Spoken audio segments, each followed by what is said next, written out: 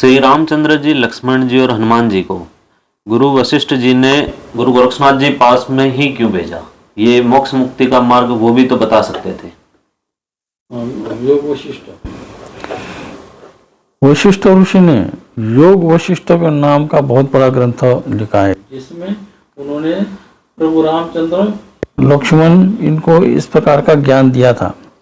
लेकिन उन्होंने ये देखा था, क्योंकि मच्छिंद्रनाथ, गोरक्षनाथ और वशिष्ठ ऋषि इनकी तारापीठ में भेंट मुलाकात हुई थी। उस समय वशिष्ठ ऋषि को गुरु गोरक्षनाथ जी के प्रभाव में वशिष्ठ ऋषि आए हुए थे। वहां उन्होंने वज्रायनी क्रिया के बारे में ज्ञान का आदान प्रदान किया था। तब से वशिष्ठ ऋषि गुरु गोरक्षनाथ को जानते थे। और सबसे बड़ी बात, मोक्ष मुक्ति का ज्ञान, साधना का ज्ञान वही योगेश्वर दे सकता है जो ब्रह्मचारी है, जो संन्यास्त है, जिसके पास 100% त्याग और वैराग्य है। वही व्यक्ति मोक्ष मुक्ति का ज्ञान दे सकता है, चाहे विधि विधान से, चाहे मंत्र तंत्र हो, चाहे क्रिया से हो, चाहे ध्यान साधना से हो। इसलिए गुरु गोरक्षनाथ जी परिपूर्ण होने के कारण उनके पास वशिष्ठ ऋषि ने भेजा है। और वशिष्ठ ऋषि ये ऑलरेडी गृहस्थ थे, और गृहस्थ धर्म का पालन करते हुए वो धर्म, अर्थ, काम, मोक्ष, इसके द्वारा मोक्ष में जा सकते हैं। क्योंकि गृहस्थ धर्म में जन्म से लेकर मृत्यु तक माया में ही विलीन रहते हैं। तो मृत्यु जब किसी का भी हो, मृत्यु हो, जो माया में रहते हुए जो जिसकी मृत्यु होती है, जिसको हम नेचुरल मृत्यु बोलते हैं या बीमार पड़ के मृत्यु बोलते हैं, जो इस प्रकार से आत्महत्या करते हैं। तो अब देखो, जल तत्व में डूब के मरना, ये क्या है? ये आत्महत्या है। और वही जल के नीचे बैठ के समाधि लगाना, ये क्या है? जल समाधि है, उसमें मुक्ति है क्या? तो इसी प्रकार गृहस्थ धर्म जो होता है, जिसका माया से संपर्क हुआ है, वो व्यक्ति जन्म से लेकर मृत्यु तक कंप्लीटली माया में रहता है। यहाँ तक कि उसके जो मायावी संस्कार है, मृत्यु के बाद आत्मा के साथ मन और चित्त रूप में उसके साथ बाहर पड़ते हैं। इसलिए मोक्ष मुक्ति स्वरूप गुरु का ज्ञान हर व्यक्ति ने लेना चाहिए, और संन्यास, त्याग, वैराग्य करके संन्यास लेके फिर समाधि विधान में जाके तभी वो मुक्त हो सकता है। अतः मोक्ष मुक्ति का ज्ञान वशिष्ठ ऋषि उनको दे नहीं सके। बाकी ज्ञान सभी दे सकते हैं, लेकिन प्रैक्टिकली कोई बता नहीं सकता। जिसने प्रैक्टिकल किया है, गुरु गोरक्षनाथ जी तो मोक्ष मुक्ति का तो प्रैक्टिकली उन्होंने बता भी दिया है। मरो रे जोगी मरो, मरण है मीठा, इस मरनी मरो, जिस मरनी गुरु गोरक्षनाथ मरी दीठा। जैसे मैंने मृत्यु को प्राप्त किया, मृत्यु व समाधि लिए, वैसे ही तुम भी ले लो, ऐसे गुरु गोरक्षनाथ जी प्रत्यक्ष बोलते हैं। इसलिए मोक्ष मुक्ति का ज्ञान वही संन्यास्त दे सकता है जिसके पास त्याग है, वैराग्य है, ज्ञान है। क्योंकि नाथों का मार्ग ही यही है। नाथों का मार्ग क्या है? त्याग, वैराग्य, ज्ञान और मुक्ति। और गुरुजी, तो मुक्ति के लिए गृहस्थ व्यक्ति को क्या करना चाहिए? मुक्ति के लिए सिंपल है, जैसे ब्रह्मचार्य है, गृहस्थ है, वानप्रस्थ है और संन्यास है। आखिरी आश्रम तो संन्यास है। तो संन्यास आश्रम में चले गए तो फिर उसका त्याग, वैराग्य, ज्ञान और मुक्ति की तरफ चलता है वो। लेकिन मृत्यु तक अगर वो त्याग वैराग्य में जाता नहीं, संन्यास लेता नहीं, संन्यास आश्रम में जाता नहीं, तो उसको मोक्ष मिल सकता है, मुक्ति नहीं मिल सकती। जैसे हमारे 84 युद्धों में भर्तृहरि जी थे, तो राजा थे, रानी थी, राजभोग भोगा था उन्होंने। लेकिन जैसे ही उन्होंने संन्यास ले लिया तो वो मुक्ति के अधिकारी हो गए, गुरु गोरक्षनाथ के शिष्य बन गए। आज भी भर्तृहरि जी के लोग भजन गाते हैं, भजन करते हैं, उनको एक आदर्श मानते हैं। तो क्यों नहीं, गृहस्थ भी मुक्ति को प्राप्त कर सकता है। लेकिन उसका मार्ग ये है, गुरु बनाओ, त्याग वैराग्य में घुसो, त्याग होगा, वैराग्य होगा, फिर ज्ञान अपने आप होगा। ज्ञान होती ही मुक्ति को वो जा सकता है।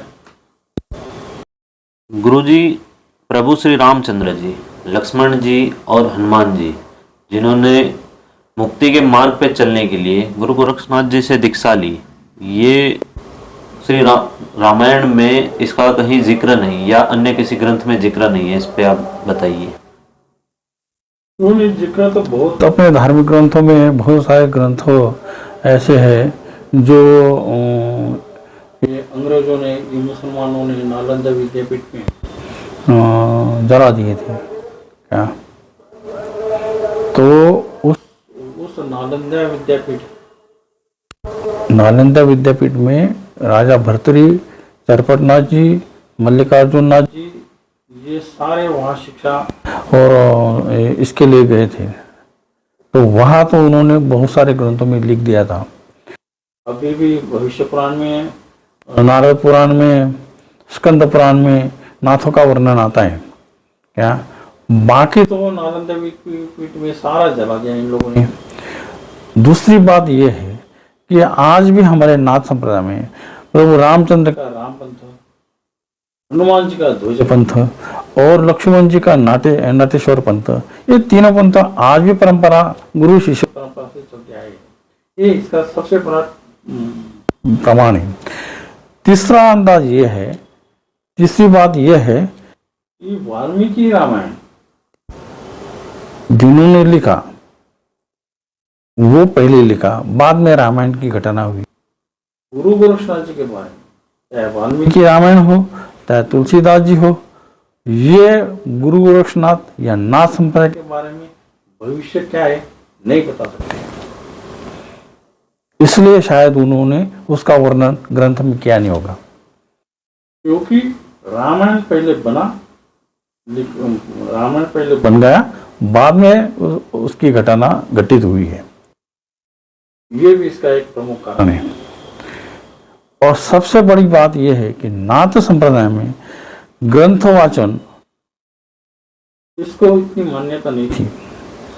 सर प्रैक्टिकली साधना करके परमार्थों को प्राप्त करने का और साधना करके समाधि लगा के मुक्ति लेने का, ये प्रैक्टिकल होने के कारण किताबों के लिए आज भी हमारे नाथ संप्रदाय में विरोध है। किताबी ज्ञान नहीं चलता, इसलिए हमारे नाथ संप्रदाय में कथा कथन करने को भी विरोध है। तुम जो भी करोगे साधना करोगे, साधना करके ही तुम उस परमार्थ को प्राप्त कर सकते हैं, ऐसा स्वयं गुरु गोरक्षनाथ जी कहते हैं। इसलिए बहुत सारे ग्रंथों में नाथ संप्रदाय का वर्णन नहीं मिलता क्या।